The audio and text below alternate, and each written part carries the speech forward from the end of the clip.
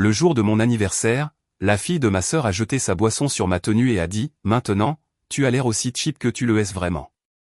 Ma mère s'est rangée de son côté. J'ai juste souri. Ce soir-là, j'ai annulé la carte de crédit de ma sœur. Mais à 7h50 du matin, sa fille s'est réveillée pour trouver sa voiture disparue. Je m'appelle Ashley, j'ai 35 ans aujourd'hui, et je me tiens immobile au restaurant Le Pavillon alors que du vin rouge s'imbibe dans ma robe Valentino crème qui m'a demandé 6 mois d'économie. Ma sœur Stéphanie sourit narquoisement tandis que sa fille Zoé, 16 ans et pourrie par l'indulgence de mes parents, tient son verre vide. Maintenant, tu as l'air aussi cheap que tu le es vraiment, annonce-t-elle assez fort pour que les tables voisines se retournent. Le restaurant devient silencieux, à l'exception des battements de mon cœur. La robe est gâchée, mais quelque chose en moi aussi. Ma tolérance pour leur cruauté vient de mourir elle aussi. Si vous regardez ceci, dites-moi d'où vous venez et abonnez-vous pour suivre comment j'ai enfin cessé d'être le paillasson de ma famille. En grandissant à Cedar Rapids, dans l'Iowa, j'ai appris très tôt que le travail acharné était la seule voie possible pour moi. Mes parents géraient un magasin de meubles modérément prospère, nous offrant une vie de classe moyenne confortable, mais sans extravagance. Ma sœur Stéphanie est née 4 ans avant moi. Et dès mes plus anciens souvenirs, il y a toujours eu quelque chose de spécial dans la façon dont mes parents la traitaient. Stéphanie a un talent naturel, disait ma maman lorsque ma sœur a gagné le concours d'orthographe en CM1. Lorsque j'ai gagné la même compétition 3 ans plus tard, c'était, Ashley a dû étudier très dur. Le modèle s'est établi très tôt. Stéphanie possédait une brillance innée, je compensais simplement par l'effort. Après le lycée, j'ai cumulé 2 emplois pour payer mes études à l'université d'État, obtenant un diplôme de commerce avec mention. Pendant ce temps, Stéphanie fréquentait une université privée coûteuse aux frais de nos parents, changeant de spécialité 3 fois avant de s'arrêter sur l'histoire de l'art. Lorsqu'elle a eu du mal à trouver du travail par la suite, mon père l'a mise en contact avec son partenaire de golf, Daniel Thompson, propriétaire d'une agence immobilière de luxe. En moins d'1 an, Stéphanie et Daniel sortaient ensemble. En 2 ans, ils étaient mariés. Leur mariage était un événement à 75 000 $ au Grand Harbor Resort, que mes parents ont payé en hypothéquant à nouveau leur maison. Je me souviens encore des mots de ma mère quand j'ai exprimé mon inquiétude face à leur sacrifice financier, quand ce sera ton tour, nous trouverons une solution. L'implication que mon mariage serait naturellement moins important flottait dans l'air. Stéphanie et Daniel ont construit une maison de 5 chambres dans le quartier le plus exclusif de la ville. Ils conduisaient des voitures de luxe assorties et prenaient des vacances trimestrielles dans des endroits que je ne pouvais voir que sur Instagram. Leur fille Zoé est née quand j'avais 25 ans, et elle est devenue l'arrière-petite-fille en or, couverte de plus de privilèges qu'il ne semblait possible d'en accorder à un seul enfant. Je suis resté à Cedar Rapids moi aussi, gravissant lentement les échelons chez Midwest Financial Partners. J'ai commencé au centre d'appel et, à force de détermination, je suis devenu conseillère financière principale. Le mois dernier, j'ai enfin obtenu la promotion de directrice régionale que je visais depuis 2 ans. Cette promotion s'accompagnait d'une augmentation substantielle, et j'ai décidé de m'offrir quelque chose que je ne m'étais jamais permis auparavant, une robe de créateur. La Valentino crème était d'une élégance classique, des lignes simples, une coupe impeccable, et un prix de 2200 $ qui m'a fait fermer la fenêtre du navigateur 3 fois avant de l'acheter. Je l'ai justifié comme une pièce d'investissement, quelque chose que je pourrais porter lors de réunions avec des clients et d'occasions spéciales pendant des années. Tu as dépensé combien pour une robe, m'avait demandé Megan, ma meilleure amie depuis l'université, autour d'un café la semaine dernière. Ce n'est pas ton genre, H. Je sais, ai-je admis, mais pour une fois, je voulais quelque chose de vraiment spécial, quelque chose qui me donne l'impression d'avoir réussi, tu vois. Megan comprenait. Elle avait été témoin de la dynamique de ma famille pendant 15 ans, voyant comment les remarques acerbes de Stéphanie sur mon appartement modeste ou ma voiture raisonnable s'étaient accumulées comme de petites coupures de papier. La vérité est que je suis fier de ce que j'ai construit. Mon appartement en centre-ville n'est peut-être pas un manoir, mais il est à moi, payé avec mon propre argent. Ma Honda de 5 ans fonctionne parfaitement. J'ai un compte de retraite solide, aucune dette à part mon modeste prêt hypothécaire et le respect de mes collègues. Mais les schémas familiaux ont la vie dure. Chaque dîner mensuel chez mes parents devenait un exercice de retenue alors que Stéphanie détaillait leur dernier achat de luxe ou leurs vacances. Nous pensons acheter une résidence d'été sur le lac Michigan, a-t-elle mentionné nonchalamment à Noël dernier. Zoé a besoin d'un endroit pour décompresser pendant les vacances scolaires. Zoé, à 16 ans, avait déjà développé le talent de sa mère pour la cruauté gratuite. Lorsque je lui ai offert un livre soigneusement sélectionné pour son anniversaire l'année dernière, une édition spéciale d'un roman pour jeunes adultes qu'elle avait mentionné vouloir, elle l'a à peine regardé avant de le mettre de côté. Merci, j'imagine. Mais maman m'a déjà commandé la collection complète en ligne. Un souvenir d'enfance particulier me revient clairement. J'avais 8 ans, Stéphanie en avait 12, et nous étions à la piscine municipale. Je venais d'apprendre à plonger et j'avais hâte de le montrer à mes parents. Après plusieurs tentatives, j'ai réussi une entrée parfaitement droite dans l'eau. En nageant vers le bord où ma famille était assise, j'ai attendu qu'on me remarque. « Vous avez vu ça ?» ai-je demandé, l'eau dégoulinant de mes cheveux. Ma mère a levé les yeux distraitement de l'endroit où elle appliquait de la crème solaire sur les épaules de Stéphanie. « Oh, c'est bien, ma chérie. » Quelques minutes plus tard, Stéphanie a fait un simple saut dans la piscine, et mes parents ont éclaté en applaudissements. « Belle forme, Steph » a crié mon père. La disparité ne m'a pas échappé, même à cet âge. Hier soir, j'ai appelé Megan avec une anxiété grandissante à propos de mon dîner d'anniversaire. J'ai juste l'impression que quelque chose va mal tourner, ai-je confessé. Stéphanie a insisté bizarrement pour que nous allions au pavillon plutôt qu'au restaurant de grillade que j'avais suggéré. C'est parce que le restaurant de grillade est ton préféré, pas le sien, a fait remarquer Megan.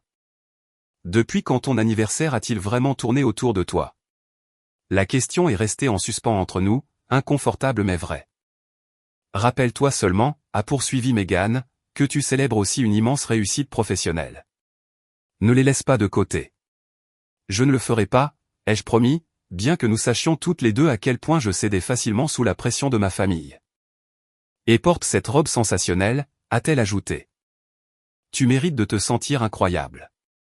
J'ai raccroché en me sentant un peu plus confiante, choisissant de croire que cet anniversaire pourrait être différent. Peut-être, juste peut-être, ma famille allait enfin me voir vraiment, ainsi que la femme que j'étais devenue. Le pavillon se trouve dans le quartier historique rénové de Cedar Rapids, tout en briques apparentes et lustres en cristal. C'est le genre d'endroit où les plats commencent à $40 et où les réservations doivent être faites des semaines à l'avance. En m'arrêtant devant le service de voiturier dans ma Honda, j'ai ressenti une hésitation momentanée. Le jeune employé a jeté un coup d'œil à ma voiture avec un jugement à peine masqué avant d'offrir un sourire professionnel. J'ai lissé ma robe Valentino crème, puisant de l'assurance dans sa coupe parfaite. La robe était simple mais exquise, avec une texture subtile dans le tissu qui accrochait la lumière à chacun de mes mouvements. Pour une fois, je me sentais vraiment à ma place dans un endroit pareil. Joyeux anniversaire, ma chérie. Ma mère m'a accueilli avec des baisers de politesse près des joues, prenant soin de ne pas étaler son rouge à lèvres.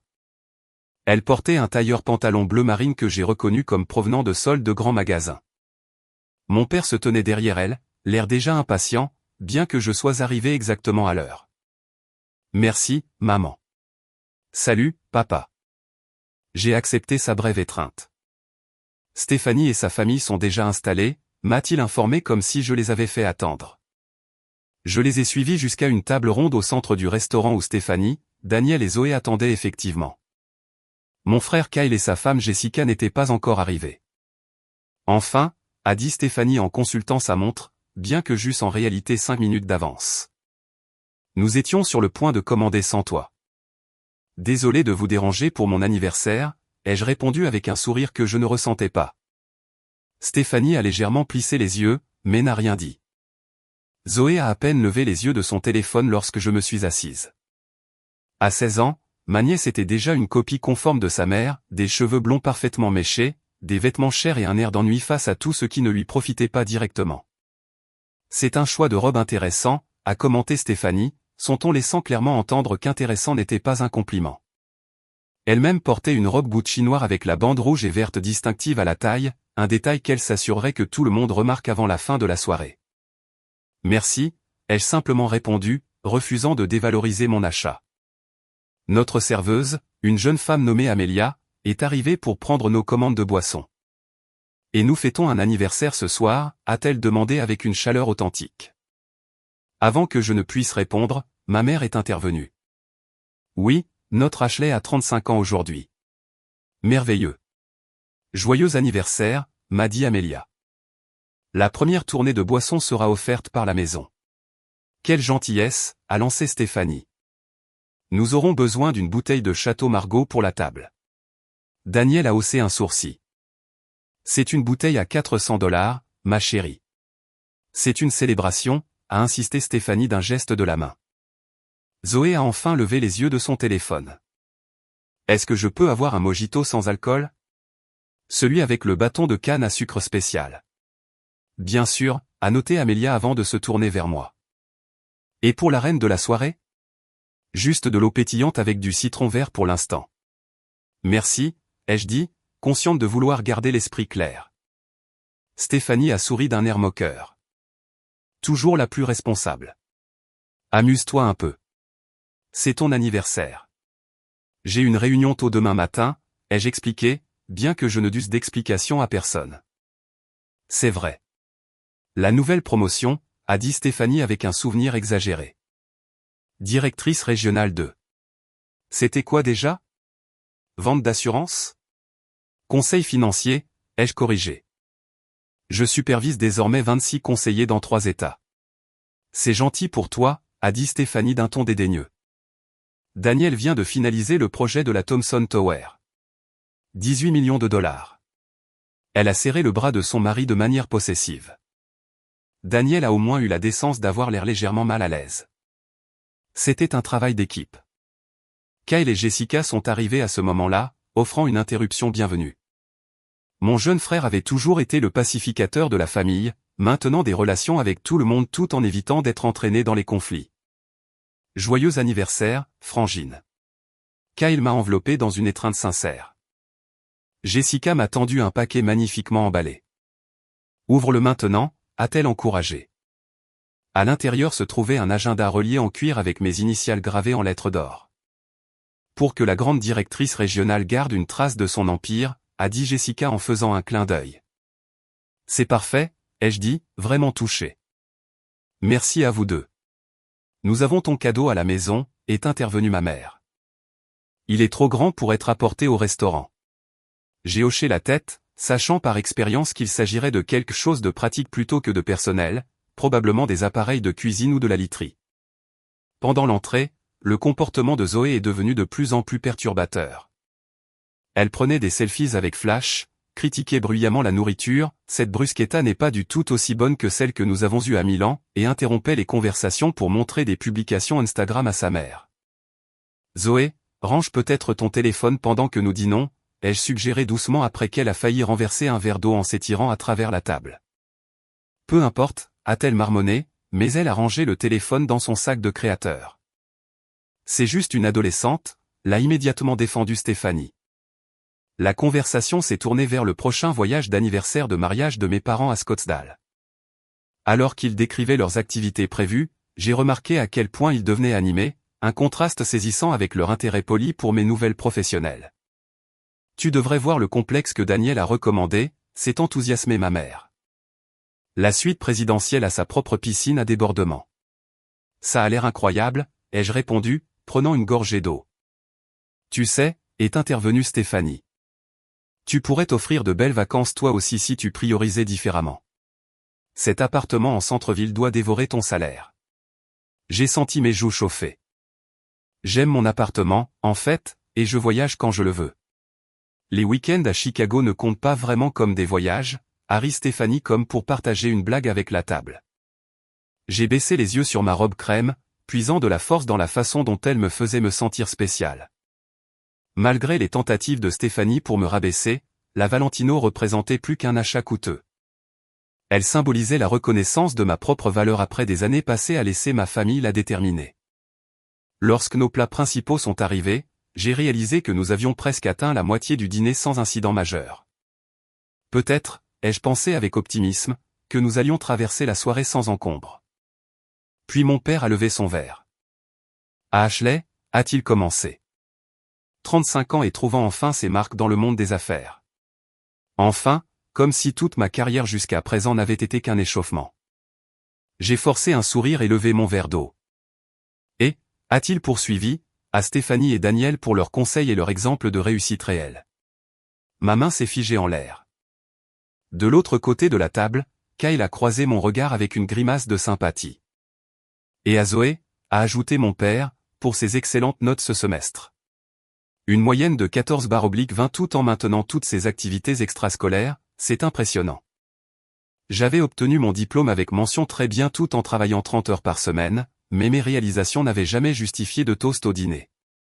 Alors que la serveuse apportait un gâteau d'anniversaire au chocolat avec de la crème au beurre, le préféré de Stéphanie, pas le gâteau au citron que je préférais, j'ai remarqué que l'attention de Zoé se fixait sur ma robe pour la première fois de la soirée. Son expression est passée de l'ennui à quelque chose de plus sombre, de plus calculateur. Elle s'est penchée pour chuchoter quelque chose à Stéphanie, qui a souri d'un air moqueur et a haussé les épaules en guise de réponse. Le gâteau a été placé devant moi, 35 bougies vacillant dans la lumière tamisée du restaurant. Fais un vœu, m'a incité ma mère. J'ai fermé les yeux, souhaitant la force d'enfin me défendre, et j'ai soufflé les bougies d'un seul coup. La table a éclaté en applaudissements polis juste au moment où Zoé attrapait son mojito sans alcool. Le temps a semblé ralentir tandis que le bras de Zoé s'étendait à travers la table. En un mouvement fluide qui ne pouvait pas être accidentel, son coude a heurté son mojito, envoyant le verre plein basculer directement vers moi. J'ai regardé, paralysé, le liquide vert décrire une courbe dans l'air, les feuilles de menthe suspendues comme de petites îles, avant de s'écraser sur le corsage de ma Valentino crème. Le choc froid du liquide contre ma poitrine a brisé le sort. J'ai eu le souffle coupé, repoussant ma chaise et me levant alors que le mojito poursuivait sa destruction, la gravité entraînant le mélange collant le long du devant de ma robe en ruisseau. Le citron vert et le sucre s'accrochaient au tissu délicat, laissant immédiatement des taches visibles sur la matière crème immaculée. C'est alors que Zoé a asséné le coup qui allait tout changer. Maintenant, tu as l'air aussi cheap que tu le es vraiment, a-t-elle dit, sa voix d'adolescente de 16 ans résonnant dans le restaurant soudainement silencieux. Son expression n'était pas celle de l'embarras ou du regret, mais d'une malice satisfaite, ses lèvres retroussées en un sourire moqueur qui copiait celui de sa mère. La table s'est figée. La fourchette de Kyle a tressailli contre son assiette. La main de Jessica a volé vers sa bouche. Mon père a cligné des yeux rapidement, regardant alternativement Zoé et moi comme s'il ne comprenait pas ce qui venait de se passer. Ma mère a immédiatement attrapé sa serviette, tapotant inutilement l'air dans ma direction. Zoé. Daniel a finalement brisé le silence, d'un ton plus surpris que réprobateur. La réaction de Stéphanie fut ce qui me blessa le plus profondément. Plutôt que de réprimander sa fille, elle a ri d'un petit rire amusé avant de composer son visage en un masque de préoccupation peu convaincant. C'était visiblement un accident, a dit Stéphanie, sans prendre la peine de se lever. Je suis resté immobile, le mojito goûtant sur mes chaussures neuves, pleinement de mon plein gré consciente que les clients des tables voisines faisaient semblant de ne pas regarder. La cruauté calculée de ce moment cristallisait tout ce que j'avais vécu pendant des décennies. Toutes les petites humiliations subtiles, les rejets, le dénigrement systématique emballé sous forme de dynamique familiale. C'était complètement intentionnel, a dit fermement Kyle, rompant avec sa position diplomatique habituelle. Zoé, excuse-toi auprès de ta tante. Maintenant. Zoé a levé les yeux au ciel. Désolé que ta robe n'ait pas pu supporter un petit verre renversé, a-t-elle marmonné, se reconcentrant sur son téléphone. Ce n'est pas une excuse, a insisté Jessica. Il faut bien que jeunesse se passe, est intervenue nerveusement ma mère. Ashley, va te nettoyer aux toilettes. Je suis sûr que ça ne se verra plus quand ce sera sec. La robe était ruinée. Nous le savions tous. La pièce d'investissement à $2200 qui m'avait fait me sentir digne pendant exactement 45 minutes était détruite dans un acte de cruauté calculée. J'ai besoin d'une minute, ai-je réussi à dire, la voix plus assurée que je ne me sentais. Je me suis dirigé vers les toilettes avec autant de dignité que possible, sentant les regards des autres clients m'accompagner. Dans les toilettes élégantes du pavillon, je me suis enfin autorisé à me regarder dans le miroir. Les dégâts étaient catastrophiques. Le tissu crème pâle était désormais taché de marques brun vert, avec des cristaux de sucre incrustés partout. Même sous la lumière la plus indulgente, la robe était irrécupérable. Les larmes sont venues alors, chaudes et furieuses. J'ai agrippé le comptoir en marbre, regardant mon mascara tracer de sombres rivières sur mes joues pour s'accorder aux taches de ma robe. La porte s'est ouverte derrière moi, et j'ai rapidement essayé de me contenir. « Oh, ma chérie », a dit une voix douce. Ce n'était ni ma mère ni Jessica, mais une employée du restaurant nommée Lorraine, d'après son badge. Laissez-moi vous aider. Lorraine avait peut-être 10 ans de moins que moi, avec des yeux bienveillants et des mouvements efficaces. Sans jugement, elle a mouillé des serviettes en papier et a commencé à éponger soigneusement ma robe. J'ai travaillé dans la conception de costumes avant la restauration, a-t-elle expliqué. Le sucre est le vrai problème ici. Il laissera une marque même si nous enlevons la couleur. Elle est ruinée, n'est-ce pas, ai-je demandé, connaissant déjà la réponse. Lorraine a croisé mon regard dans le miroir. Oui, a-t-elle dit honnêtement. Je suis désolé. C'était une Valentino? J'ai acquiescé. Je viens de l'acheter. C'est la première pièce de créateur que je possède. Une lueur de compréhension a traversé son visage. Et quelqu'un a fait ça délibérément. Quand j'ai hoché la tête, son expression s'est durcie. C'est impardonnable. Quelque chose dans sa validation directe a brisé mes réflexes de toujours vouloir plaire à tout le monde. Oui, ai-je convenu. Ça l'est. Lorraine m'a aidé à nettoyer du mieux que nous pouvions, allant même chercher de l'eau gazeuse au bar. Nous avons réussi à éliminer le pire des taches visibles, bien que la robe soit manifestement endommagée au-delà de toute réparation. Avant que je ne quitte les toilettes, elle m'a glissé sa carte dans la main. Ma cousine possède un service de nettoyage assez spécialisé dans les pièces de créateur, a-t-elle dit. Ce ne sera pas parfait, mais il pourrait peut-être la sauver suffisamment pour la revente. Envoie-moi un message si tu veux son contact. Je l'ai remercié, sincèrement touché par la gentillesse de cet inconnu alors que ma propre famille n'en avait montré aucune. En retournant à la table, j'ai trouvé le dessert servi comme si de rien n'était. Stéphanie régalait mes parents d'histoires sur les exploits de Zoé dans l'équipe de débat. Zoé, elle, était de retour sur son téléphone, levant parfois les yeux pour jeter un regard moqueur à ma tenue ruinée. Tout va bien, a demandé doucement Kyle alors que je reprenais ma place. Pas vraiment, ai-je répondu honnêtement. Nous t'avons commandé la mousse au chocolat, a dit joyeusement ma mère. Ton dessert préféré. Ce ne l'était pas.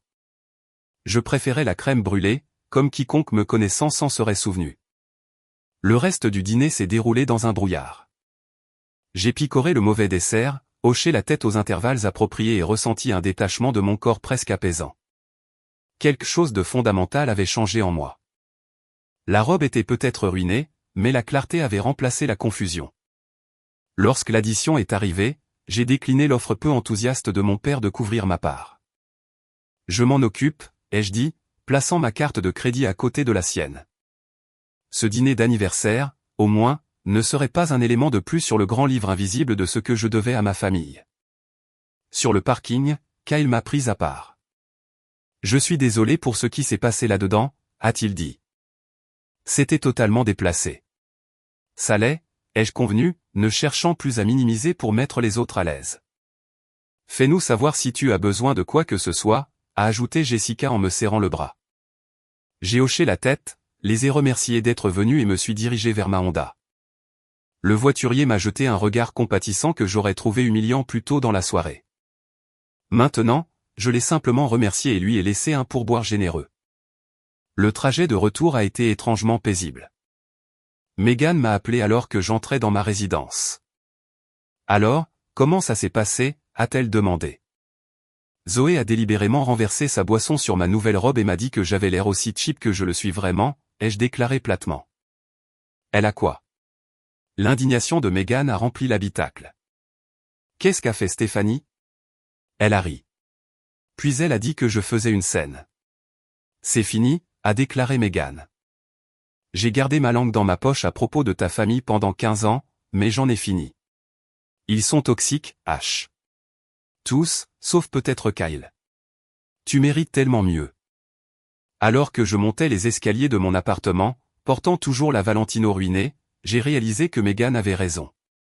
Pour la première fois, je me suis autorisé à envisager une pensée radicale, et si j'arrêtais d'essayer de gagner l'amour de gens incapables de le donner? À l'intérieur, j'ai retiré la robe avec soin et l'ai suspendue à la porte de ma salle de bain. Demain, j'évaluerai si la cousine de Lorraine pouvait sauver quelque chose. Ce soir, je m'autoriserai à faire mon deuil, non seulement pour la robe, mais pour l'illusion que j'avais entretenue de voir ma famille me voir un jour pour qui j'étais. La lumière du matin filtrait à travers les fenêtres de ma chambre, me tirant d'un sommeil agité.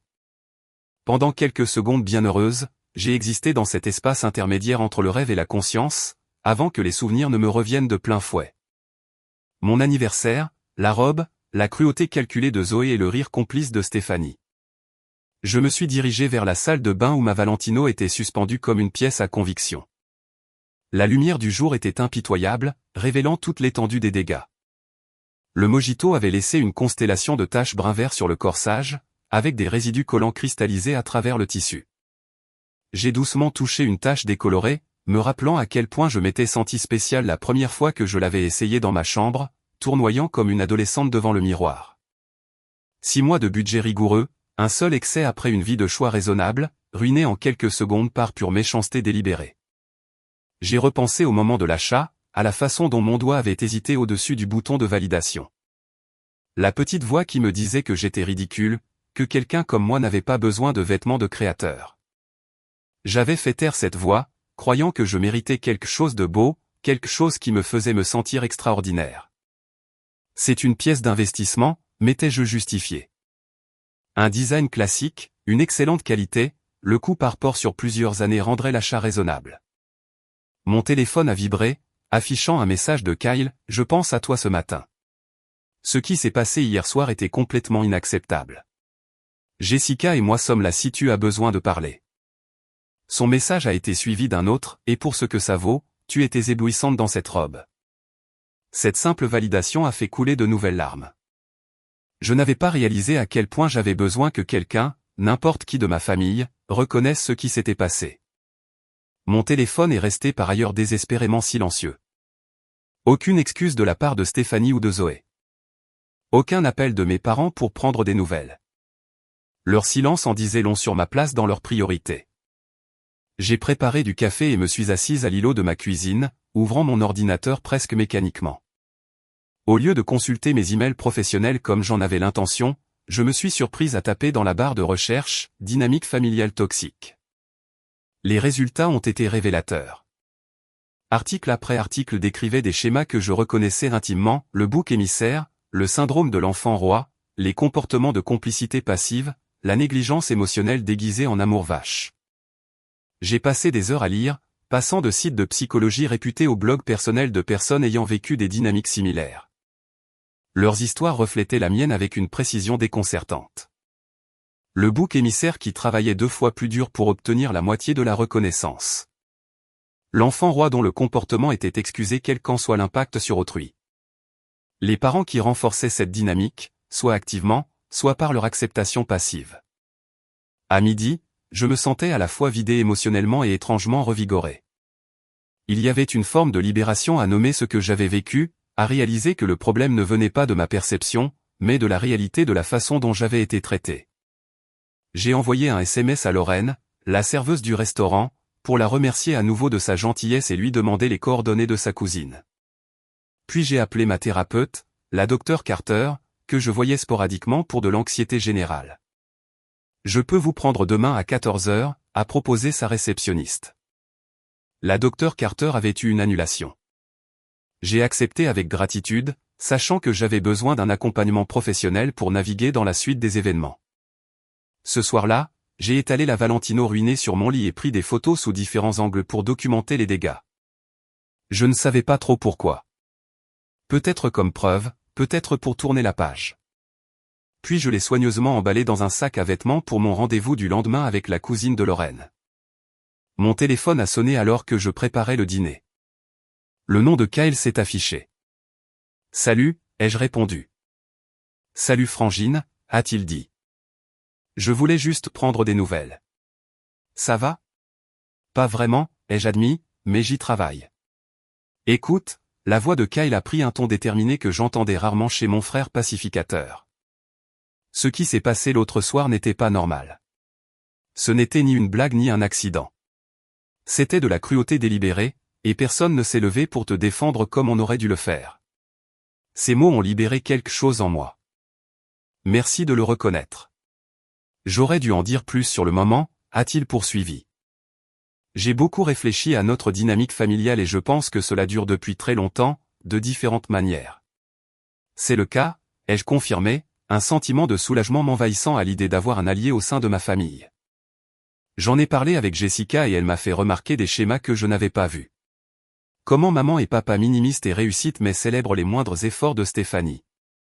Comment le comportement de Zoé ne fait qu'empirer parce que personne ne la reprend. Nous avons discuté pendant près d'1 heure, comparant nos observations et nos expériences.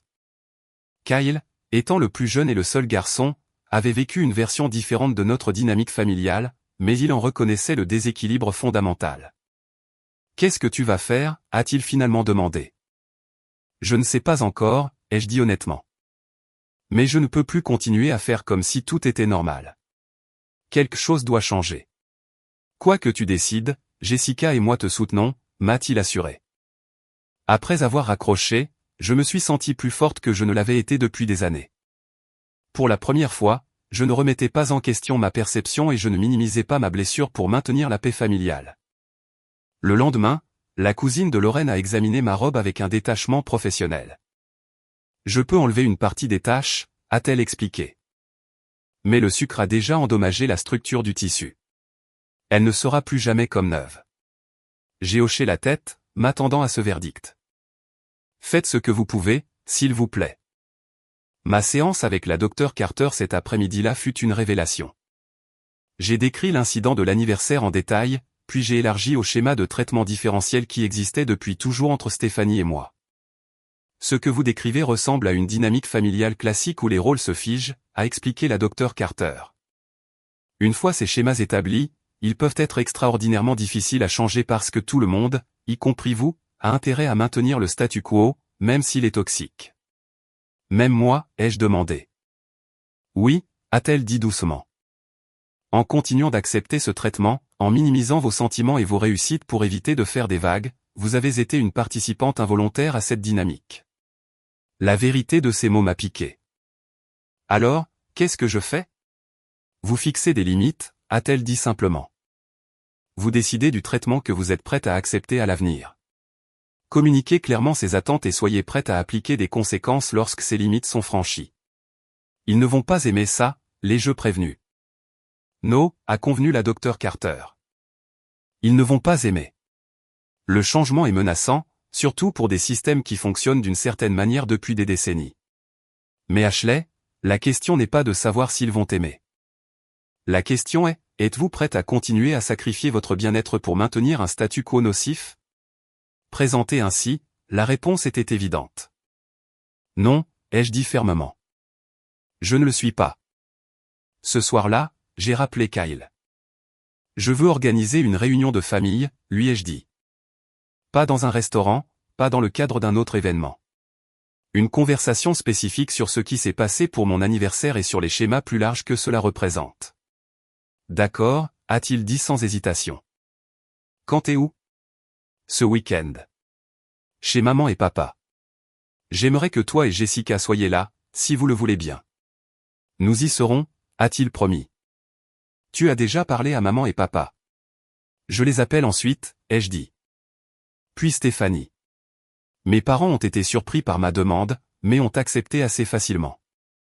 Est-ce que tout va bien, ma chérie, a demandé ma mère, la sollicitude faisant enfin son apparition 2 jours après l'incident. No, ai-je répondu franchement.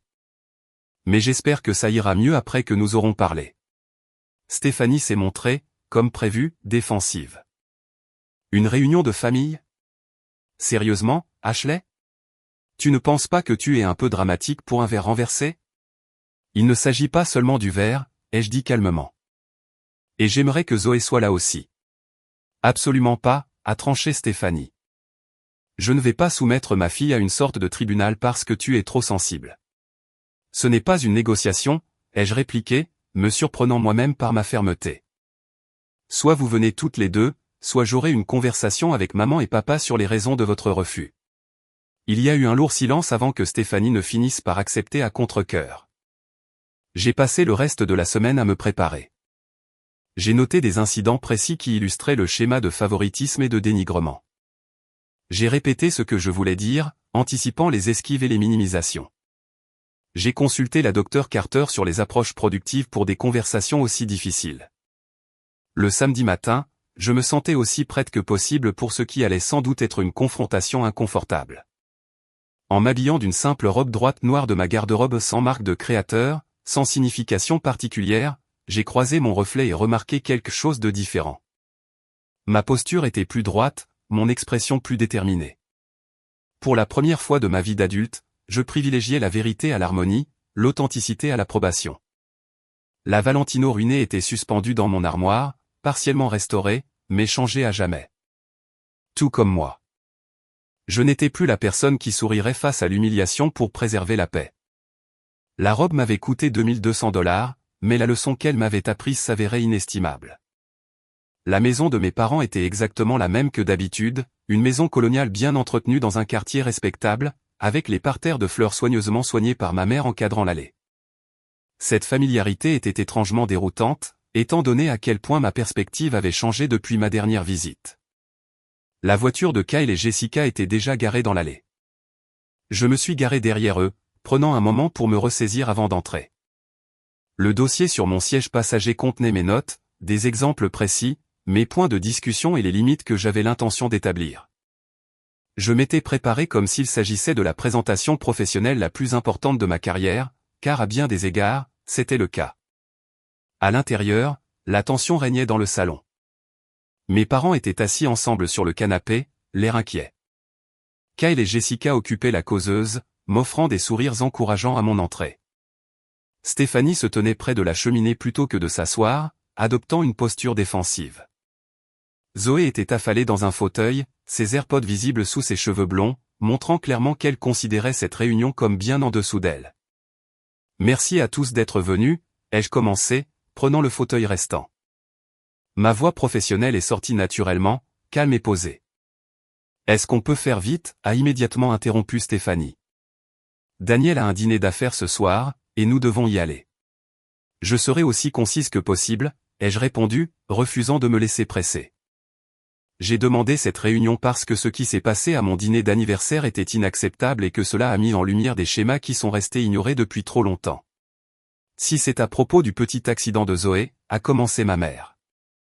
Ce n'était pas un accident, ai-je affirmé fermement. Zoé a délibérément renversé sa boisson sur ma robe et m'a ensuite insulté. Mais il ne s'agit pas seulement de ce qui s'est passé mardi soir.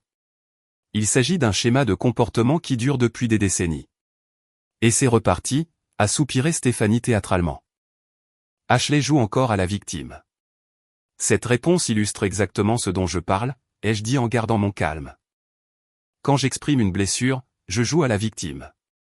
Quand Stéphanie exprime une blessure, toute la famille se mobilise pour y remédier. Mon père a bougé, mal à l'aise. Ce n'est pas juste, Ashley. Laissez-moi partager quelques exemples, ai-je continué en ouvrant mon dossier. Quand j'ai été promue directrice régionale le mois dernier, un poste pour lequel j'ai travaillé des années, maman, tu as dit, c'est bien, ma chérie. Quand Stéphanie a vendu sa première maison 3 semaines après avoir obtenu sa licence immobilière grâce aux relations de Daniel. Vous avez emmené toute la famille faire la fête. Ma mère a cligné des yeux rapidement. Ce n'est pas, quand j'ai obtenu mon diplôme avec mention tout en travaillant 30 heures par semaine, ai-je poursuivi, papa a dit que j'avais enfin fini. Quand Stéphanie a terminé son diplôme après avoir changé de spécialité 3 fois avec votre soutien financier total, vous l'avez qualifiée de persévérante et dévouée. Les études étaient difficiles pour moi, est intervenue Stéphanie. Tout le monde ne trouve pas les matières académiques aussi faciles que toi. C'est exactement mon point de vue, ai-je dit. Mes réussites sont attribuées au fait que les choses me viennent facilement, malgré le fait que j'ai travaillé incroyablement dur. Les réussites de Stéphanie, aussi modestes soient-elles, sont célébrées comme des triomphes sur l'adversité. Tu as toujours été jalouse de ta sœur, a accusé mon père, le visage rougissant.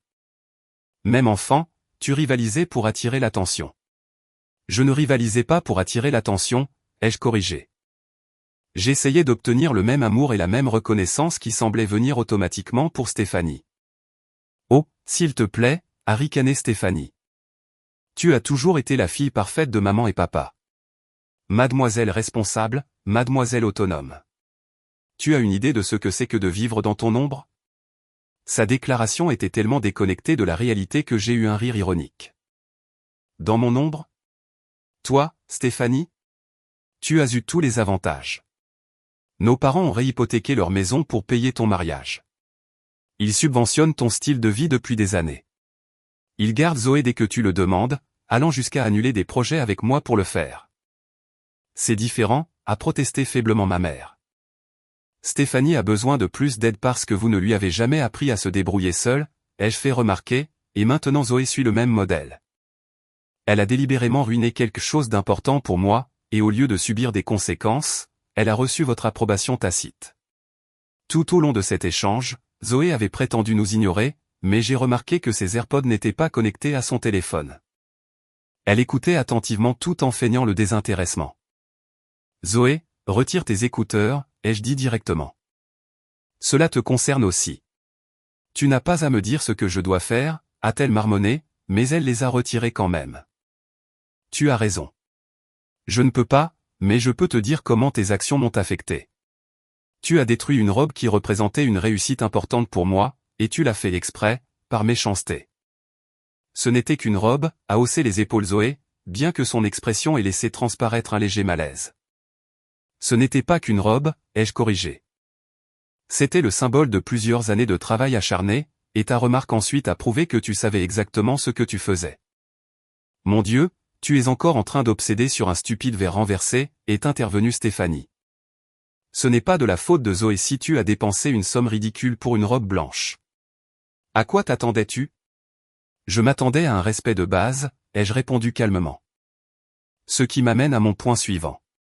À l'avenir, je ne participerai plus aux réunions de famille où mes réussites sont minimisées, mes sentiments ignorés, ou dans lesquels je suis soumise à une cruauté délibérée. Donc, tu nous donnes un ultimatum, a exigé mon père. J'établis des limites, ai-je clarifié. J'aime cette famille, mais je n'aime pas la façon dont j'ai été traitée, et je ne l'accepterai plus. C'est absurde, a déclaré Stéphanie.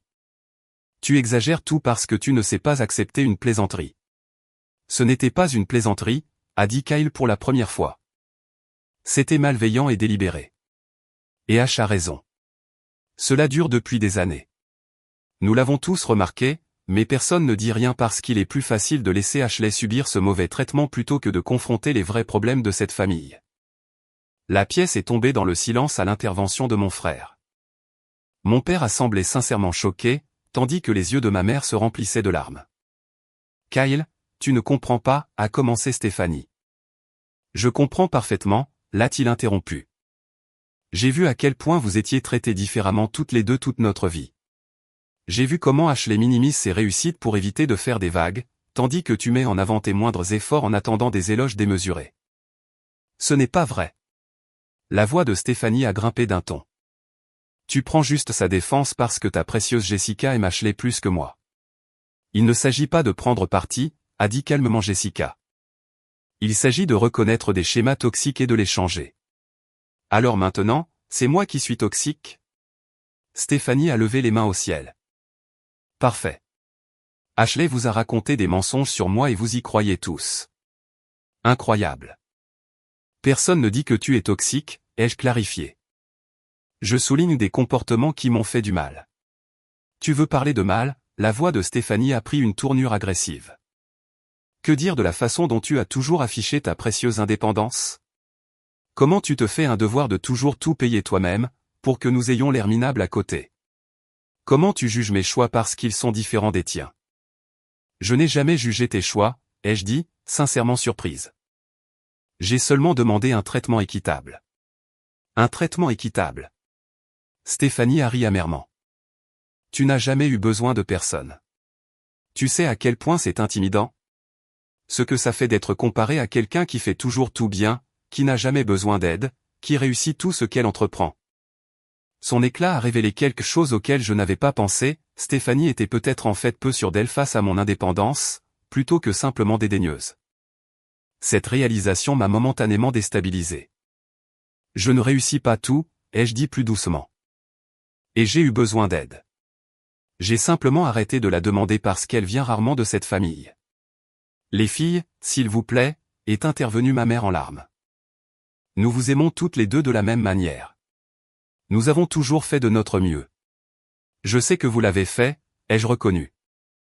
Mais l'impact de vos actions n'a pas correspondu à cette intention. Et à un moment donné, l'impact compte plus que l'intention. Alors, qu'est-ce que tu attends de nous exactement, a demandé mon père, sa colère semblant s'être dissipée. Je veux qu'on reconnaisse que ces schémas existent. Je veux un véritable effort pour les changer. Et je veux des excuses sincères de la part de Zoé pour ce qui s'est passé à mon dîner d'anniversaire. C'est tout, a demandé sarcastiquement Stéphanie. Juste une capitulation totale devant ta version de la réalité. Il ne s'agit pas de gagner ou de perdre, ai-je expliqué. Il s'agit de créer des relations plus saines à l'avenir. Stéphanie a attrapé son sac. Je ne vais pas rester assise ici à me faire la leçon sur les relations saines par quelqu'un qui n'a même jamais eu de petit ami sérieux. Viens, Zoé. On s'en va. Stéphanie, a supplié ma mère en pleurs. S'il te plaît, reste. Nous devons régler cela. Il n'y a rien à régler, a déclaré Stéphanie. Ashley est dramatique et manipulatrice, elle vous monte tous contre moi avec sa perception tordue. Quand elle sera prête à agir en adulte, nous pourrons peut-être parler. Elle s'est dirigée vers la porte, Zoé la suivant de près. En atteignant l'entrée, Zoé a hésité et s'est retournée. Pendant un bref instant, quelque chose ressemblant à de l'incertitude est passé sur son visage. Mais quand Stéphanie a appelé sèchement « Zoé, maintenant !» elle s'est empressée de suivre sa mère sans un mot. La porte d'entrée a claqué, laissant un lourd silence derrière elle. « Eh bien, a finalement dit mon père, j'espère que tu es satisfaite. » Je ne le suis pas, ai-je admis. Je ne voulais pas que cela se termine par plus de division, mais je ne suis pas non plus surprise par la réaction de Stéphanie. Tu as été assez dur, a suggéré doucement ma mère. J'ai été honnête, ai-je corrigé. Il y a une différence. Kyle et Jessica ont échangé un regard. Ash a été tout à fait raisonnable, a affirmé Kyle. Tout ce qu'elle a dit était exact. Mon père a passé une main sur son visage, paraissant soudainement plus vieux. Il y a peut-être une part de vérité dans ce que tu dis, a-t-il admis à contre-cœur. Mais les familles sont compliquées, Ashley. Aucun parent ne fait tout parfaitement. Je ne m'attends pas à la perfection, l'ai-je assuré. Juste à une prise de conscience et à un effort pour changer. Et si Stéphanie refuse de participer, a demandé anxieusement ma mère. Nous ne pouvons pas simplement l'exclure de la famille. Je ne vous demande pas de choisir entre nous, ai-je clarifié. Je vous demande de nous soumettre toutes les deux aux mêmes normes. De célébrer mes réussites avec le même enthousiasme que vous montrez pour les siennes, de prendre mes sentiments autant au sérieux que les siens. Mes parents ont échangé des regards, communiquant en silence comme le font souvent les couples mariés depuis longtemps. Finalement, ma mère a hoché lentement la tête. Nous pouvons essayer d'être plus équilibrés, a-t-elle proposé. Je ne me rendais pas compte de la façon dont nos actions étaient perçues. Ce n'était pas une reconnaissance totale, mais c'était un début. Alors que Kyle et Jessica se préparaient à partir, promettant de m'appeler plus tard, je me suis retrouvé seul avec mes parents pour la première fois depuis des années. Je t'aime, tu sais, a dit ma mère en prenant ma main. Vous deux, de la même manière. Je crois que tu le penses, ai-je répondu doucement. Mais l'amour doit se voir dans les actions, pas seulement dans les intentions. En rentrant chez moi, mes émotions étaient partagées, de la tristesse pour la validation que je n'avais jamais reçue, de la fierté d'avoir enfin dit ma vérité, et de l'incertitude quant à la suite. La confrontation ne s'était pas déroulée exactement comme prévu, mais elle avait accompli quelque chose d'essentiel. J'avais enfin cessé de participer à mon propre effacement. Le paysage familial avait changé et, même si le chemin à parcourir n'était pas tout à fait clair, je savais que je ne le parcourais plus comme la même personne qui était entrée à ce dîner d'anniversaire dans une robe Valentino crème. Espérant désespérément une reconnaissance qui aurait dû lui être offerte de bon cœur depuis le début. La semaine qui a suivi la confrontation s'est déroulée dans un étrange statu quo. Stéphanie a maintenu un silence radio complet, ce qui n'était pas surprenant. Ce à quoi je ne m'attendais pas, en revanche, c'était le flux régulier de messages de ma mère, des tentatives maladroites mais pleines de bonnes intentions pour renouer le contact. J'ai vu une publicité pour ce logiciel financier dont tu as parlé le mois dernier. Ça avait l'air impressionnant. Ton père et moi parlions de la façon dont tu nous as aidés pour notre planification de retraite. Nous te sommes si reconnaissants pour ton expertise. J'ai trouvé une photo de toi gagnant le championnat régional de débat au lycée. Tu as toujours été si éloquente. Ces reconnaissances tardives étaient à la fois touchantes et douloureuses, preuve que mes parents avaient assimilé au moins une partie de ce que j'avais dit, mais aussi rappel de la longue période pendant laquelle ces affirmations avaient été retenues. Le mercredi soir, mon téléphone a sonné, affichant le numéro de mes parents. La voix de ma mère semblait hésitante quand j'ai répondu. « Nous dînons dimanche », a-t-elle dit. « Ton père fait griller des steaks. Nous aimerions beaucoup que tu te joignes à nous. » J'ai hésité. « Est-ce que Stéphanie sera là ? » Nous l'avons invitée, a admis ma maman. Elle n'a pas encore répondu. L'ancienne Ashley aurait immédiatement accepté, désireuse d'apaiser les tensions familiales. La nouvelle Ashley a pris une inspiration et a réfléchi à ce qu'elle voulait vraiment. Je pense que je vais passer mon tour pour cette fois, ai-je dit avec précaution. C'est un peu tôt pour une réunion de famille. J'ai besoin d'un peu d'espace. La déception de ma mère était palpable. Je comprends, a-t-elle dit, bien que son ton suggère le contraire. Peut-être la prochaine fois. Peut-être, ai-je convenu, sans m'engager ni refuser. Après avoir raccroché, j'ai ressenti une curieuse légèreté. J'avais priorisé mes propres besoins émotionnels sans colère ni excuse. Une petite victoire, mais significative. Le lendemain, Kyle a appelé pour prendre des nouvelles. « Maman m'a dit que tu ne venais pas dimanche », a-t-il dit. « C'est une bonne chose. »« Tu y vas quand même ?» ai-je demandé. « Oui, mais avec des limites claires. Jessica et moi en avons parlé et nous pensons qu'il est important de maintenir la relation tout en renforçant les changements que nous voulons voir. » C'est logique, ai-je reconnu. C'est juste différent pour moi. Il y a plus d'histoires à gérer. Sans aucun doute, a convenu Kyle. Au fait, Stéphanie m'a appelé hier. Mon estomac s'est serré. Elle voulait que je te ramène à la raison, a-t-il dit avec une ironie audible. Je lui ai dit que la seule personne qui avait besoin de retrouver la raison, c'était elle. Elle m'a raccroché au nez. J'ai ri malgré moi. Désolé de te mettre au milieu de tout ça. Ce n'est pas le cas, m'a assuré Kyle. J'y suis par choix. C'est nécessaire depuis longtemps. Ce samedi-là, Megan a insisté pour m'emmener faire du shopping. Tu as besoin d'une nouvelle pièce maîtresse, a-t-elle déclaré. Quelque chose qui soit juste pour toi, pas pour impressionner ta famille ou tes collègues. Nous avons passé des heures au centre commercial, finissant par trouver une robe bleu roi chez Nordstrom. Ce n'était pas une Valentino. Le prix de $320 était beaucoup plus raisonnable, mais la couleur était superbe et la coupe impeccable. C'est tout à fait toi, a dit Megan alors que je tournoyais devant le miroir de la cabine d'essayage. Confiante, vibrante, n'essayant pas de te fondre dans le décor de qui que ce soit. Je l'ai acheté sans hésiter, ainsi que les chaussures assorties. Cet achat ne portait pas le même poids que la Valentino. Je n'essayais rien de prouver à moi-même ou aux autres, ce qui le rendait d'autant plus satisfaisant. Ce soir-là, j'ai reçu un SMS inattendu d'un numéro inconnu, c'est Zoé. Est-ce qu'on peut parler ? Surprise et méfiante, j'ai répondu prudemment, comment as-tu eu mon numéro ? Mamie. Ne dis pas à maman que je t'ai écrit. J'ai envisagé d'ignorer le message pour me protéger de toute autre manipulation. Mais la curiosité l'a emporté. De quoi veux-tu parler ? Les 3 petits points de saisie sont apparus et ont disparu plusieurs fois avant que sa réponse n'arrive, je suis désolé pour ta robe. Pour de vrai cette fois. Les excuses semblaient sincères, mais j'avais déjà été piégé par le passé. Merci de me dire cela. Puis-je te demander ce qui t'a poussé à le faire ? Nouvelle longue pause. J'ai entendu ce que tu as dit sur les schémas, sur le fait que je suis le modèle de maman. Je ne veux pas être comme ça. Une petite lueur d'espoir s'est allumée en moi. C'est une belle prise de conscience, Zoé. Maman est vraiment en colère depuis la réunion. Elle n'arrête pas de dire que tout le monde est contre elle. Papa a essayé de lui en parler et ils ont eu une énorme dispute. J'ai ressenti un pincement de tristesse pour ma nièce prise entre deux feux. Je suis désolé que tu aies à vivre ça.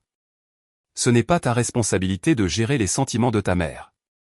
Je sais, a-t-elle répondu. C'est ce que dit ma conseillère aussi. La mention d'une conseillère m'a surprise. Tu vois une conseillère ? La conseillère d'orientation du lycée. Maman ne le sait pas. J'y vais depuis le semestre dernier. Un autre SMS a rapidement suivi, je dois y aller. Maman arrive. Ne lui dis pas qu'on a parlé, d'accord? Je ne le ferai pas, ai-je promis. Cet échange inattendu a modifié ma perception. Zoé n'était pas seulement la réplique miniature de Stéphanie. Elle était sa propre personne, cherchant potentiellement à se libérer de schémas toxiques. Cela m'a rappelé que le changement était possible, même dans les dynamiques familiales les plus enracinées. Au travail, ma confiance a grandi au fur et à mesure que je prenais mes marques dans mon nouveau rôle de directrice régionale. Lors d'une présentation devant l'équipe de direction, j'ai parlé avec une autorité que je n'avais jamais pleinement assumée auparavant, mes idées recevant une attention sérieuse plutôt que le dédain auquel je m'attendais inconsciemment. Excellente analyse, Ashley, a commenté le PDG par la suite. Votre recommandation sur le compte Henderson était particulièrement pertinente. J'ai accepté le compliment sans chercher à minimiser ou à justifier. Un autre changement petit mais significatif. Ma séance hebdomadaire avec la Dr Carter s'est concentrée sur l'établissement de limites saines dans toutes les relations, pas seulement familiales. Ce que je comprends, a-t-elle observé, c'est que la confrontation avec votre famille, bien que difficile, vous a donné la force de vous défendre dans d'autres domaines de votre vie. C'est le cas, ai-je convenu. C'est comme si, une fois que j'ai cessé d'accepter une forme de dénigrement, je suis devenu moins disposé à en accepter d'autres formes. C'est une prise de conscience profonde, a hoché la Dr Carter. Beaucoup de gens constatent que fixer des limites dans une relation clé crée un effet de ricochet positif. Elle m'a aidé à analyser mes sentiments mitigés concernant le SMS de Zoé, le silence persistant de Stéphanie et les tentatives maladroites de changement de mes parents. Une véritable transformation familiale prend du temps, m'a-t-elle rappelé. Des schémas établis sur des décennies ne s'effacent pas du jour au lendemain. La question est de savoir si vous constatez un effort sincère ou des ajustements de façade.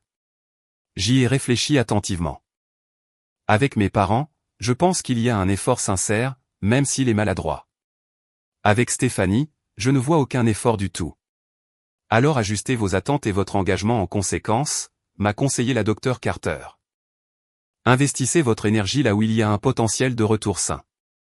Le week-end suivant, j'ai décidé d'organiser un petit dîner dans mon appartement, une sorte de rattrapage d'anniversaire. J'ai invité Kyle et Jessica, Megan et son mari, ainsi que 2 collègues dont je m'étais rapproché récemment. J'ai porté ma nouvelle robe bleue, préparé mes plats préférés et décoré l'espace de fleurs fraîches.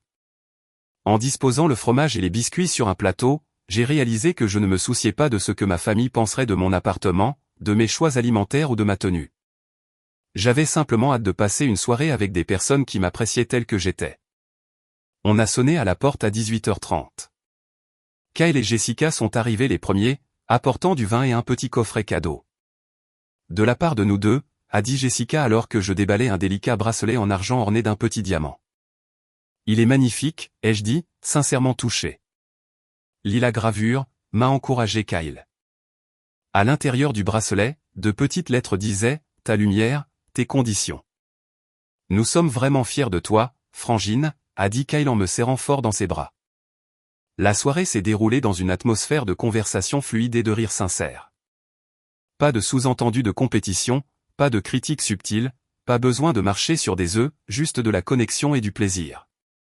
Alors que nous finissions le dessert, la sonnette a retenti de manière inattendue. En ouvrant, j'ai découvert mes parents debout dans le couloir, l'air embarrassé, ma mère tenant un sac cadeau. Nous ne vous dérangeons pas, au moins, a demandé mon père, son assurance habituelle ayant visiblement disparu. Nous aurions dû appeler avant, a ajouté rapidement ma mère. Nous pouvons revenir une autre fois. L'ancienne Ashley aurait immédiatement dissimulé sa surprise et les aurait accueillis à bras ouverts, sans se soucier de ses sentiments réels. La nouvelle Ashley a pris un moment pour s'écouter avant de répondre. J'ai des amis à dîner, ai-je expliqué. Vous êtes les bienvenus pour vous joindre à nous pour le café si vous le souhaitez. Ils ont échangé un regard incertain avant que ma mère ne hoche la tête. Nous aimerions beaucoup, si tu es sûr que nous ne nous imposons pas, je les ai présentés à tout le monde, remarquant qu'ils faisaient un réel effort pour discuter avec mes amis, posant des questions sur leur vie et leurs emplois. Lorsque ma mère a mentionné ma récente promotion, il y avait une fierté sincère dans sa voix, subtile mais indéniable. Alors que la soirée touchait à sa fin et que les invités commençaient à partir, mes parents se sont attardés. Ma mère m'a tendu le sac cadeau. Nous voulions t'offrir ceci, a-t-elle dit. Un vrai cadeau d'anniversaire. À l'intérieur se trouvait un porte-document en cuir embossé avec mes initiales et le logo de mon entreprise. C'est pour ton nouveau poste, a expliqué mon père. Nous avons pensé que cela pourrait te servir lors de tes réunions avec les clients. Merci, ai-je dit, appréciant la délicatesse d'un cadeau qui reconnaissait mon identité professionnelle. C'est parfait. Après le départ de mes parents, Kyle m'a aidé à charger le lave-vaisselle. Tu les avais invités, a-t-il demandé curieusement. Non, ai-je admis, ils sont venus comme ça. C'est audacieux de leur part, a-t-il commenté. Mais ils ont vraiment fait des efforts ce soir. Oui, ai-je convenu, me sentant prudemment optimiste. Alors que je plaçais le dernier verre à vin dans le lave-vaisselle, mon téléphone a vibré. C'était un message de Zoé, mamie a dit que ta fête était sympa. Peut-être qu'un jour je pourrais venir voir ton appartement. J'ai souri devant cette petite branche d'olivier. J'aimerais beaucoup, ai-je répondu. Dis-moi quand tu es libre. En fermant mon appartement après le départ de tous, j'ai croisé mon reflet dans le miroir du couloir. La femme qui me regardait se tenait plus droite, son expression mais sereine qu'elle ne l'avait été depuis des années. La robe bleue s'accordait parfaitement avec sa confiance en elle. Il m'est apparu que je devenais enfin la personne que j'avais toujours été sous les dynamiques familiales qui m'avaient contrainte. Non pas parce que j'avais atteint une réussite extérieure, mais parce que j'avais appris à m'estimer indépendamment de la validation des autres. La Valentino ruinée était toujours suspendue dans mon armoire, non nettoyée par un professionnel, mais marquée à jamais par ce qui s'était passé. J'avais pensé à la donner, mais j'ai finalement décidé de la garder. Non pas comme un rappel de la blessure, mais comme un jalon marquant le moment où je m'étais enfin estimé assez pour dire ma vérité. La robe bleue que j'avais portée à mon rattrapage d'anniversaire était suspendue à côté, moins chère, mais à bien des égards plus précieuse, représentant non pas ce que je pensais devoir être, mais ce que j'étais réellement. Un mois après la confrontation, j'ai pris un café seul avec ma mère.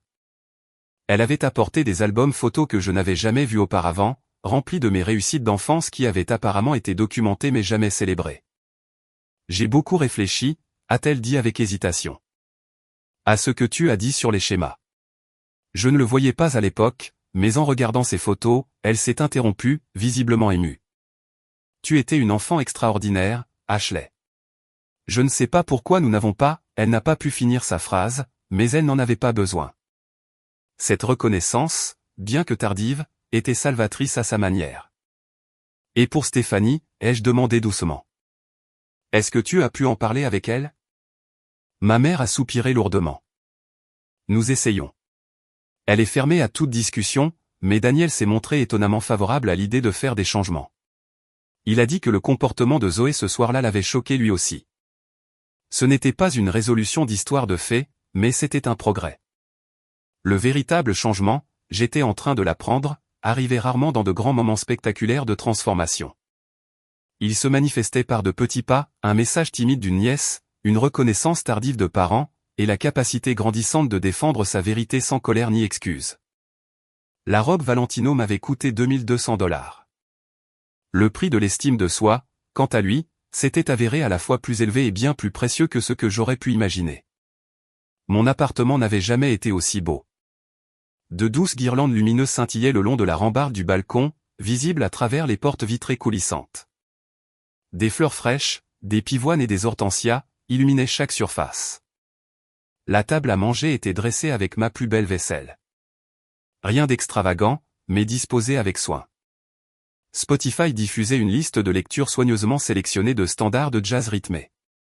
Ce rattrapage de célébration d'anniversaire me semblait important. Pas seulement une fête, mais une déclaration. Je me réapproprialise ce qui avait été gâché, transformant une expérience d'humiliation en une expérience d'autonomisation. Megan est arrivée la première, fidèle à elle-même, en avance.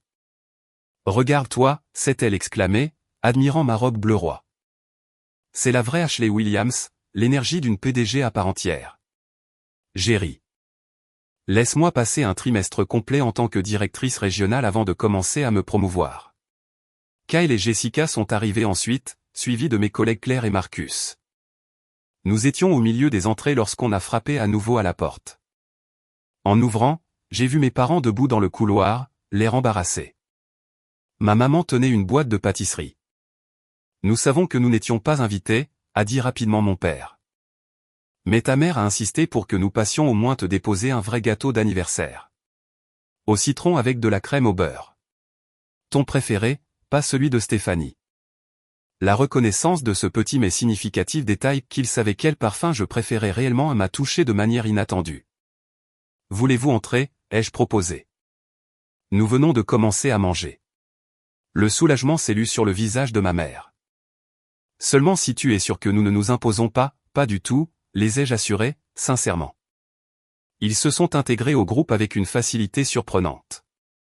Mon père a engagé la conversation avec Marcus au sujet des équipes sportives locales, tandis que ma mère aidait à distribuer les hors-d'œuvre qu'elle n'avait pas été invitée à apporter, mais qu'elle avait tout de même préparé. Juste au moment où nous nous apprêtions à servir le dîner, on a frappé une dernière fois. Quand j'ai ouvert, Zoé se tenait seule dans le couloir, serrant un petit sac cadeau et paraissant exceptionnellement hésitante. « Salut », a-t-elle dit maladroitement. Mamie a envoyé un message disant qu'ils étaient là, et j'étais chez Mathie juste au bout de la rue, alors, elle a laissé sa phrase en suspens, visiblement incertaine de son accueil. Fini l'adolescente imbue d'elle-même qui avait délibérément ruiné ma robe. Cette Zoé semblait plus jeune, plus vulnérable. « Je suis contente que tu sois venue », ai-je dit sincèrement. « Entre. » Une lueur de surprise est passée sur son visage, suivie d'un soulagement prudent. Elle est entrée, sa démarche habituellement assurée remplacée par des pas hésitants. Ma mère l'a embrassée avec un plaisir évident, mais lui a aussi chuchoté quelque chose à l'oreille qui a fait hocher la tête de Zoé solennellement. Je soupçonnais que c'était un rappel sur la tenue à adopter. Alors que nous nous installions autour de la table, j'ai remarqué que Zoé s'était placée directement en face de moi. Tout au long du dîner, elle est restée particulièrement calme, observant les échanges faciles entre mes amis avec ce qui semblait être une curiosité sincère. Une fois le repas terminé, Zoé s'est approchée de moi alors que je débarrassais les assiettes. « Est-ce que je peux te parler ?» a-t-elle demandé doucement. « En privé. » J'ai hoché la tête, la conduisant vers mon petit bureau attenant au salon. Une fois la porte fermée derrière nous, elle m'a tendu le sac cadeau. « J'ai fait ça pour toi », a-t-elle dit, les yeux fixés sur le tapis. En cours d'art plastique. À l'intérieur se trouvait un carnet en cuir fait main, la couverture ornée de motifs complexes créés à l'évidence avec beaucoup d'effort et de talent. « Zoé, c'est magnifique », ai-je dit, sincèrement impressionné. « Merci. » Il y a un mot, a-t-elle marmonné, évitant toujours mon regard. J'ai trouvé le papier plié inséré à l'intérieur de la couverture. D'une écriture étonnamment soignée, Zoé avait écrit « Tante Ashley, je suis désolé d'avoir ruiné ta robe et d'avoir dit ce que j'ai dit. C'était méchant et je savais que ça te ferait du mal. C'est pour ça que je l'ai fait. Maman dit toujours que tu te crois meilleure que nous parce que tu as tout fait toute seule. J'imagine que je voulais te faire redescendre d'un cran. Mais après avoir entendu ce que tu as dit chez mamie, j'ai beaucoup réfléchi. Je ne veux pas être le genre de personne qui blesse les autres pour se sentir mieux. Ma conseillère dit que c'est un schéma que je peux briser si j'essaie. Je ne m'attends pas à ce que tu me pardonnes tout de suite ou peut-être même jamais. Mais je voulais que tu saches que j'essaie vraiment de changer. Zoé. J'ai levé les yeux du message pour trouver ma nièce qui m'observait anxieusement, se mordant la lèvre inférieure dans un geste qui me rappelait puissamment Stéphanie à cet âge, avant que les déceptions de la vie ne l'endurcissent. Cela compte beaucoup pour moi, ai-je dit avec soin. Merci pour ton honnêteté. Ma conseillère m'a dit que je devais t'expliquer pourquoi je l'avais fait, a expliqué Zoé, les mots se bousculant. Ce n'était pas vraiment contre toi. Maman est vraiment dure avec moi ces derniers temps. Rien de ce que je fais n'est assez bien. Mes notes, mes amis, mes vêtements. Elle critique tout. Quand elle a vu ta robe au restaurant, elle m'a murmuré que tu essayais trop de te donner un genre de riche. Elle a dit que c'était pathétique. La révélation n'était pas particulièrement surprenante, mais elle piquait tout de même. Alors, tu as décidé de me remettre à ma place. Zoé a hoché la tête misérablement. Je pensais que ça ferait plaisir à maman, et ça a été le cas pendant genre 5 minutes. Puis, dans la voiture, elle et papa ont eu cette énorme dispute à ce sujet.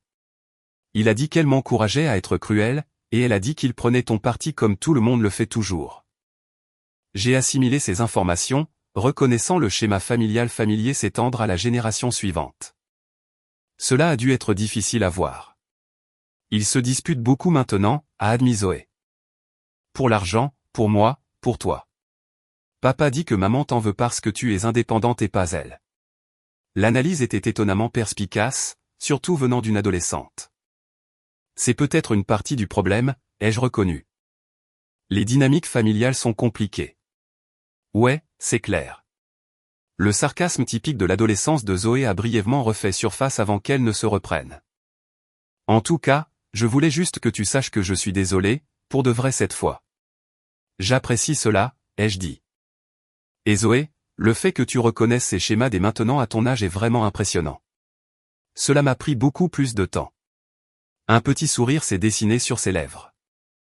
Est-ce que ça veut dire que tu me pardonnes? J'y travaille, ai-je répondu honnêtement. La confiance prend du temps à se reconstruire, mais c'est un très bon début. Quand nous avons rejoint la fête, l'atmosphère avait subtilement changé. Mes parents surveillaient notre retour avec un optimisme prudent. Zoé s'est intégrée à une conversation avec Jessica au sujet de la photographie, montrant une politesse que je lui avais rarement vue. Au fil de la soirée, je me suis retrouvée assise à côté de ma mère sur le balcon, regardant les lumières de la ville scintiller en contrebas. C'est un charmant appartement, a-t-elle commenté. Je ne pense pas te l'avoir déjà dit. Merci, ai-je répondu. J'y suis heureuse. Elle a hésité, puis a ajouté, ton père et moi avons beaucoup réfléchi depuis notre discussion. Nous avons trouvé un thérapeute familial. Nous avons eu 2 séances jusqu'à présent. Cela m'a surprise. Mes parents avaient toujours rejeté la thérapie, la considérant comme destinée aux personnes incapables de gérer leurs propres problèmes. C'est un grand pas, ai-je reconnu. C'était l'idée de ton père, en fait, a-t-elle révélé. Il a dit qu'il ne voulait pas te perdre de la façon dont nous perdons Stéphanie. Vous perdez Stéphanie, ai-je demandé, perplexe. Ma mère a soupiré profondément. Cette révélation était préoccupante, mais pas tout à fait surprenante. Stéphanie avait toujours utilisé divers moyens pour éviter de faire face aux vérités inconfortables. Je suis désolé d'entendre cela, ai-je dit sincèrement. J'espère qu'elle trouvera sa voie à travers tout ça. Le thérapeute dit que nous avons encouragé beaucoup de ses comportements au fil des ans, a poursuivi ma mère, et que nous. Eh bien, que nous t'avons parfois utilisé comme contrepoids à sa volatilité. La responsable qui n'avait pas besoin d'attention parce qu'elle gérait tout d'elle-même. Cette reconnaissance, bien que tardive, a comblé un espace en moi qui avait souffert du manque de considération. C'est assez juste. Nous ne le voyions pas à l'époque, a-t-elle admis, la voix chargée d'émotion. Mais nous essayons de le voir maintenant, de faire mieux. À l'intérieur, des éclats de rire ont retenti tandis que Kyle partageait apparemment une anecdote embarrassante, à en juger par l'expression mortifiée de Zoé et l'amusement des autres. Il m'est apparu que ce groupe de personnes qui me tenaient à cœur, profitant de la compagnie des uns et des autres dans ma maison, était précisément ce que j'avais toujours attendu des réunions de famille, de la connexion sans compétition, de la joie sans jugement. Alors que la soirée touchait à sa fin, les invités ont commencé à partir. Mes parents m'ont serré dans leurs bras avec une conscience nouvelle, ni trop fort ni trop distant. Zoé s'est attardée jusqu'à la fin, aidant à empiler les assiettes à dessert avec une attention inattendue. Peut-être qu'un de ces jours, on pourrait genre prendre un café ou quelque chose du genre, a-t-elle suggéré avec hésitation. Je pourrais te montrer mon dossier artistique si tu veux. J'aimerais beaucoup, ai-je dit sincèrement. Après le départ de tous, je suis resté dans mon appartement silencieux, assimilant ce qui s'était passé. Ce n'était pas une résolution parfaite. L'absence de Stéphanie rappelait que certaines blessures ne guériraient pas rapidement ou facilement, voire pas du tout. Mais quelque chose de fondamental avait changé, tant en moi qu'au sein de mon système familial. Un mois plus tard, les changements continuaient de se manifester de façon inattendue. Mes parents ont commencé à m'inclure dans des décisions pour lesquelles ils n'auraient consulté que Stéphanie auparavant. Mon père m'a appelé pour obtenir des conseils concernant leurs investissements de retraite, appliquant effectivement mes suggestions plutôt que de hocher poliment la tête avant de faire tout ce que le mari de Stéphanie recommandait. Ma relation avec Zoé s'est développée prudemment mais régulièrement. Notre rencontre autour d'un café s'est prolongée pendant 3 heures alors qu'elle partageait ses créations artistiques et son ambition d'étudier le design graphique, des rêves que sa mère rejetait apparemment comme peu pratiques. Je me suis retrouvé à devenir une sorte de mentor, en évitant soigneusement de saper l'autorité parentale de Stéphanie tout en offrant à Zoé le soutien dont elle avait manifestement besoin. Stéphanie elle-même est restée distante, bien que j'ai reçu un SMS laconique après mon rattrapage d'anniversaire, contente que maman et papa se soient amusés à ta fête. Pas vraiment une branche d'olivier, mais pas non plus de l'hostilité pure et simple.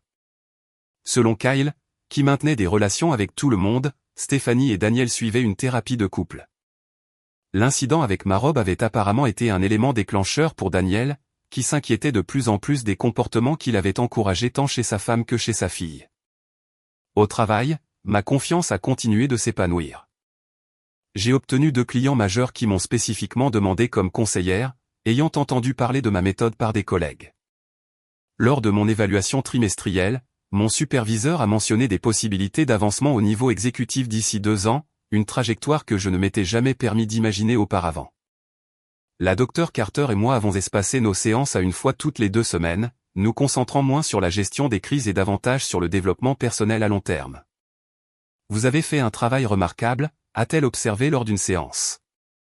Non seulement en fixant des limites avec votre famille, mais en reconnaissant votre valeur intrinsèque indépendamment de la validation externe. Cela semble encore fragile parfois, ai-je admis, comme si je pouvais retomber dans d'anciens schémas si je ne suis pas vigilante. C'est normal, m'a-t-elle assuré. Les nouvelles connexions neuronales prennent du temps à se consolider. Mais vous avez établi une base de respect de soi de plus en plus stable. La Valentino ruinée était toujours suspendue dans mon armoire, non nettoyée par un professionnel, mais définitivement modifiée par ce qui s'était passé. J'avais pensé à la donner, mais j'ai finalement décidé de la garder. Non pas comme un rappel de la blessure, mais comme un jalon marquant le moment où je m'étais enfin estimé assez pour dire ma vérité. La robe bleue que j'avais portée à mon rattrapage d'anniversaire était suspendue à côté, moins chère, mais à bien des égards plus précieuse, représentant non pas ce que je pensais devoir être, mais ce que j'étais réellement. Un dimanche après-midi, j'ai retrouvé Megan pour notre rendez-vous hebdomadaire autour d'un café. Tu sembles différente, a-t-elle observé. Plus sereine d'une certaine manière. J'y ai réfléchi. Je pense que j'ai enfin arrêté d'attendre que ma famille me voie clairement et que j'ai commencé à me voir clairement moi-même à la place. C'est profond, a-t-elle dit, levant sa tasse dans un toast improvisé. À la reconnaissance de soi. À la reconnaissance de soi, ai-je répété en trinquant avec elle. Plus tard dans la soirée, en faisant défiler les photos de mon rattrapage d'anniversaire, je me suis arrêté sur l'une d'elles qui immortalisait un moment que je n'avais pas pleinement apprécié sur le coup, Zoé montrant quelque chose à ma mère sur son téléphone. Toutes deux riant, Kyle et Jessica engagés dans une conversation animée avec mes collègues, mon père remplissant les verres d'eau de tout le monde sans qu'on le lui demande, et moi, au centre, dans ma robe bleue. Sans essayer de gérer l'expérience ou les émotions de quiconque, simplement présente dans ma propre joie. Le chemin entre ce dîner d'anniversaire humiliant et ce moment de paix véritable n'avait pas été linéaire ni parfait. Il y avait eu des revers, des conversations difficiles, des schémas anciens qui réapparaissaient, des moments de doute. Mais la trajectoire était indéniable. J'avais cessé d'accepter des traitements qui me rabaissaient et, ce faisant, j'avais créé l'espace nécessaire pour des liens authentiques avec ceux qui étaient capables de m'en offrir. La robe Valentino m'avait coûté $2200. Le prix du respect de soi avait été plus élevé, du courage, une confrontation, un éloignement temporaire, mais sa valeur était inestimable. J'avais appris que la véritable valeur ne pouvait être achetée ni accordée. Elle ne pouvait être que revendiquée, nourrie et honorée de l'intérieur. Et cette prise de conscience était le cadeau le plus précieux que j'aurais pu m'offrir pour mes 35 ans. Avez-vous déjà dû tenir tête à des membres de votre famille qui ne vous traitaient pas avec respect? Quelles limites avez-vous fixées pour protéger votre estime de soi? Partagez vos expériences dans les commentaires ci-dessous et n'oubliez pas d'aimer et de vous abonner si cette histoire vous a parlé. N'oubliez pas que reconnaître votre propre valeur n'est pas égoïste. C'est essentiel pour construire des relations saines. Merci d'avoir écouté mon parcours et j'espère qu'il vous donnera de la force pour le vôtre.